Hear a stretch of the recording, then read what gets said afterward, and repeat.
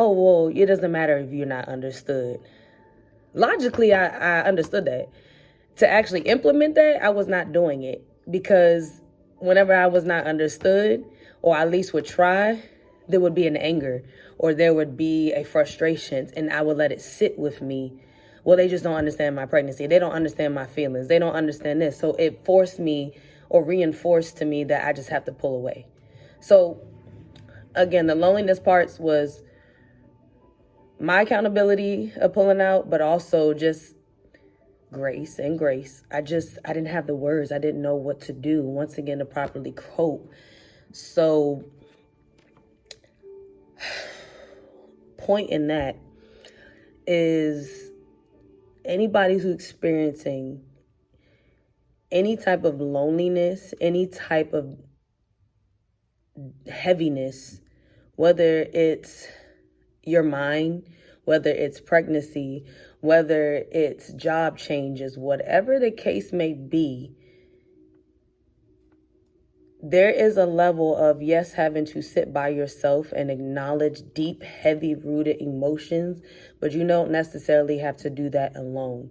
And by not doing it alone, you have to be willing to weed out people who just cannot serve you at that moment. Firstly, you have to acknowledge God. I have to say that. As human beings, we're so quick to run to other people. Not necessarily a bad thing, but that shouldn't be our first priority, in my opinion. You have to acknowledge that God is within you, and God has the utmost respect and love and honor for you because God knows what's best. God knows what's absolutely best and sees things that we cannot see, nor we think so logically all the time. Sometimes logic is our enemy. We don't always have to have logic for everything. So you go into a human being who might just be able to provide logic to you or try to make sense. It might be comforting, but not actually what your soul needs. It's a soul level thing. It's not always surface level. We try to fix it with surface level band-aids, but it's not quenching your soul. And so you have to acknowledge God first. You have to be willing to submit to, I don't know it all. I'm trying to figure this out. I'm trying to have grace. I'm trying to be able to sit with these heavy emotions, but I don't know how.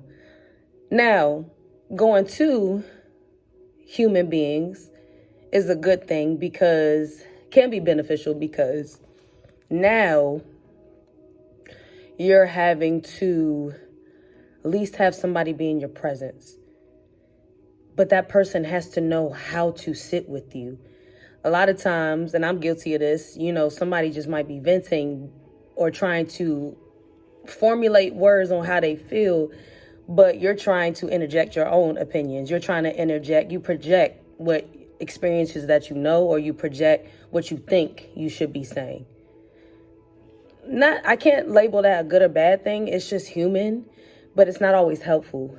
And so when I say weed out the people, you have to make sure you are weeding out the people who, not with ill intentions, but who may just not have the skill set of understanding that I just need somebody to sit here and just reinforce that it's going to be okay. Just a safety. Sometimes presence and silence go hand in hand. Just sit with me in silence so then I can cry, that I can scream, that I can release whatever and know that I can turn and somebody is not judging me. Somebody is here with me. Somebody can put a hand on my shoulder and say, it's okay. Something so small like that is profound. And many times when I did allow that, it is what freed me in a sense. That's where my soul was quenched. The same way I would go acknowledge God, sit in my little corner by myself and cry and pour my heart out and not try to put logic into it, was the moments I was free. My soul was quenched. Even though I was by myself, I didn't feel lonely because I wasn't putting surface level band-aids on a soul level type of thing. I was allowing my soul to speak. I was allowing little faith to speak. I was allowing all of the things that I was holding on to, all the energies, all the negativity, all the thoughts to be released. And that is the most powerful thing you can do to unleash not only old selves, but also reveal the new selves, to have clarity. And clarity does not mean that that problem is going to be solved right away. But clarity just means you are able to breathe and be able to incorporate the coping skills that is needed to make you feel a sense of freedom, even though those struggles may still be there. You are able to see positive. You know what? I'm experiencing this change. I'm experiencing that change. I had to let go of this person. I don't understand what my hormones are doing. Again, I'm making specific to me, but those are what make you human and make the soul part of you, because this is just physical, release. And again, it just reframed the loneliness for me. And anybody who's experienced the same thing, because I guarantee you at some point in your life you will, if it's not in this current season. It's just part of living on this earth, living in this matrix. And you have to take that time, especially as a Black woman too. That's a whole nother narrative to it, but I just wanted to add that as well. That is a big deal.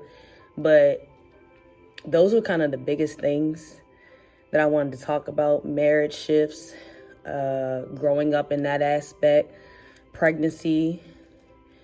If you're on this video, there are other 2 videos as well. So please make sure you keep it in order as well. You know what? Even if you're out of order, it's okay. I'll make sure you see part 3, part 1, part 2, whatever.